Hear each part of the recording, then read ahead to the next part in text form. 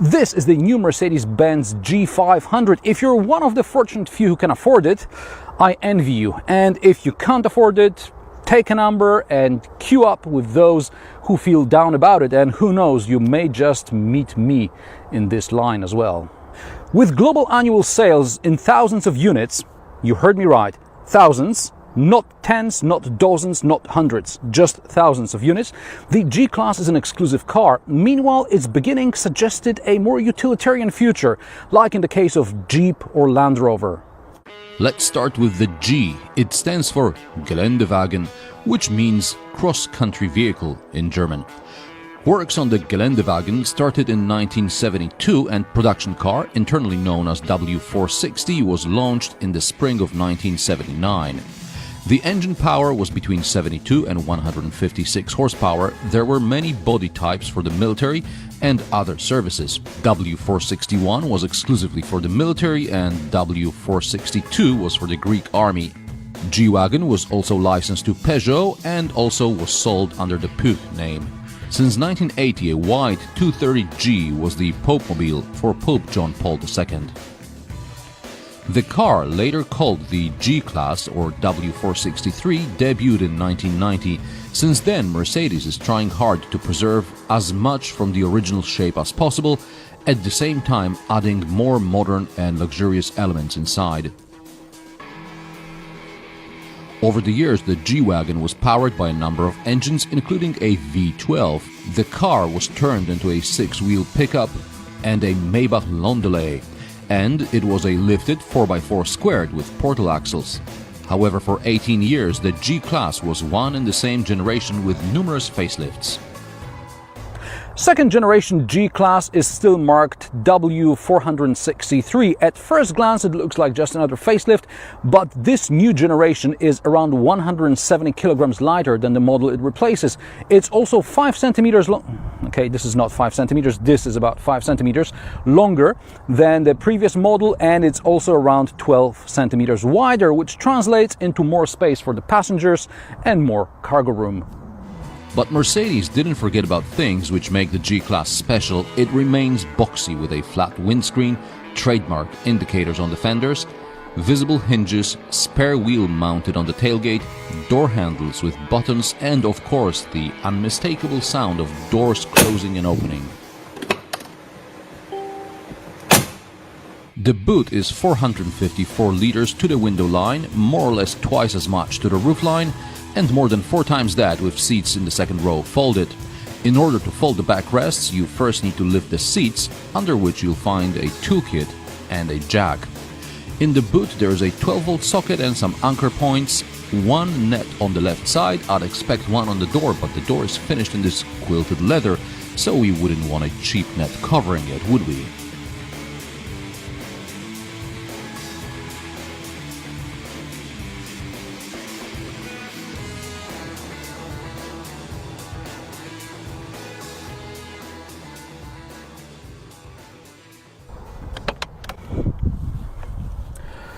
One does not simply enter the G-Wagon, one climbs inside, and I do wish they mounted some additional handles on the B pillars for the people in the back and on the A pillars for people in the front. I have to grab this handle. There are side steps here which make it easier, so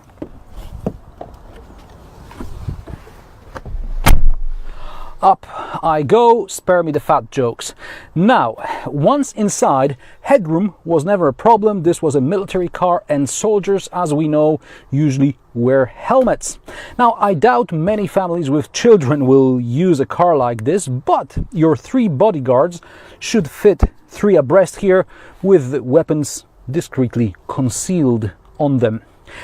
And your bodyguards will also enjoy their 3rd zone climate control, and if they need to charge something like a walkie-talkie, there is a 12-volt socket and a fast charging USB port here.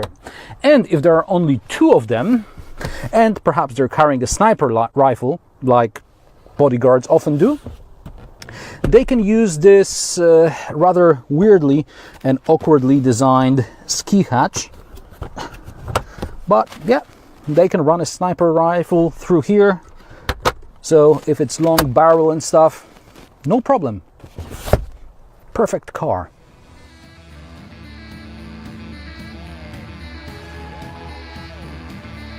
Changes in the back can be felt, but changes in the front can also be seen.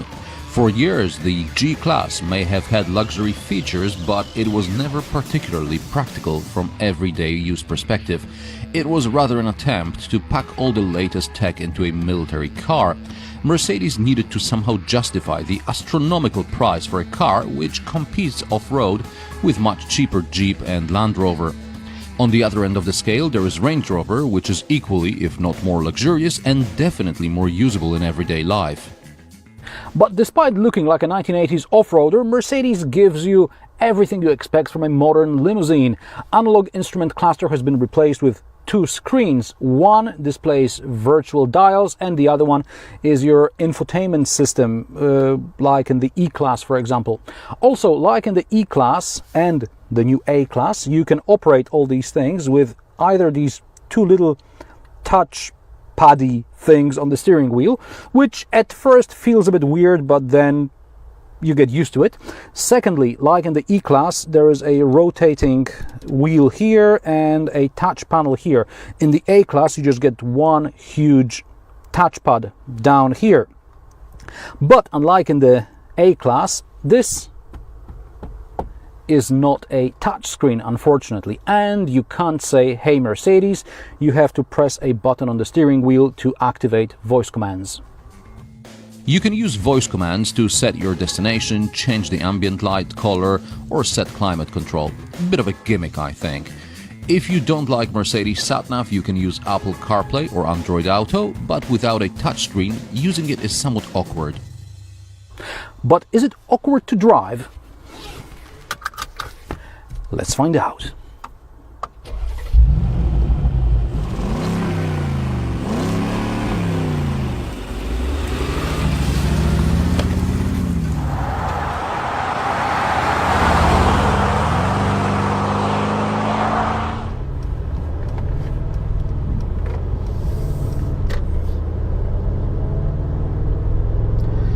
G500 is the less powerful of the two versions available at the time of filming.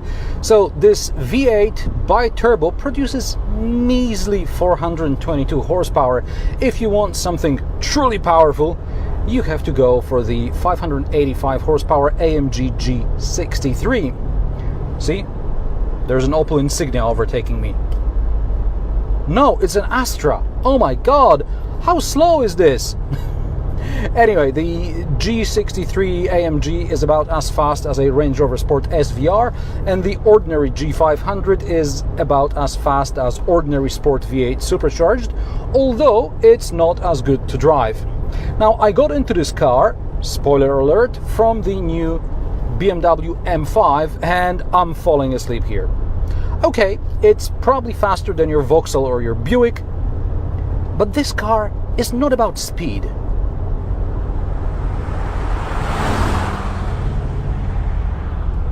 First of all, it's hard to mask. This car is almost 2 meters high, and as a result it also has high center of gravity. Mercedes cleverly spec'd this test car with active bolsters, but even if I don't slide about in the seats, there is only so much you can do about the steering in an off-road vehicle. Even Mercedes admits the steering is, and I quote here, as direct as possible, as indirect as necessary. With the G-Wagon, you can scare people at the lights with your loud exhaust and fast takeoff, but it's better to let it go and enjoy the comfortable ride. You have a great view of the road, and despite the car being the shape of a brick, not much wind noise gets inside, even at motorway speeds.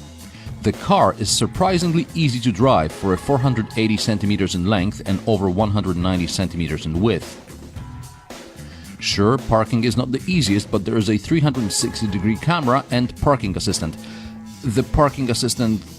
come on, you can park faster.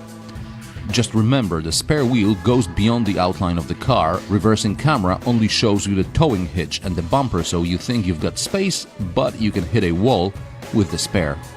As this is a car from the end of the second decade of the 21st century, G-Wagon gets things like collision warning, adaptive cruise control and lane assist.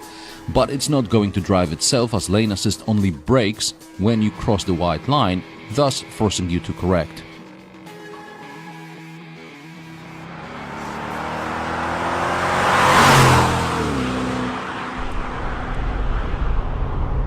For a 2.5-ton rig, G-Class brakes very well, and the tow hitch means people behind you brake even better. Most potholes and bumps we meet in everyday situations don't exist for the G-Wagon, it just glides over them. The only problem is fuel consumption. Mercedes was never big on economy, and discrepancies between claimed and real-life results are among the highest in the business. G500 should use about 12 liters per 100 kilometers combined, that's 24 mpg, and I was averaging 17 on the highway, which is incidentally also 17 mpg. Standard tank fits 75 liters, but you can increase it as an option to 100, that's 20 and 26 gallons respectively.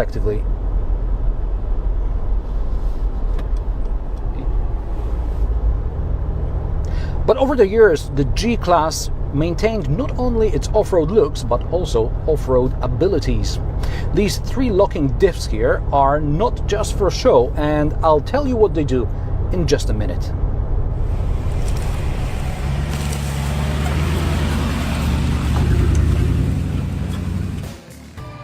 As it turned out, one of my viewers has a bit of a backyard where you can do some light off-roading. I don't want to test the 70 centimeters maximum wading depth or damage the undercarriage, because I'm one of the first media outlets in Poland to test the new G-Class, and there's a long queue waiting. But it feels like one of the more capable off-road cars I have driven in my life. Now, these locking diffs are to split the torque evenly between front and rear, and then to split it evenly between left and right rear, and finally between left and right front.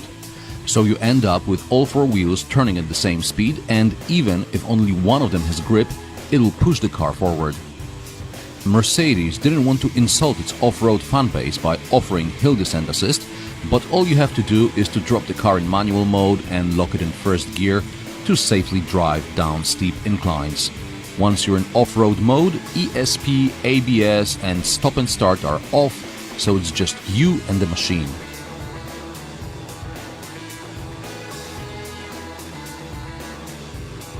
Prices of the new Mercedes-Benz G-Class start at €107,000, about 10 grand more than the Range Rover Sport V8 supercharged. For this kind of money you can get a fully loaded VW Touareg, but then there are options which bring the price of this test car to about €140,000.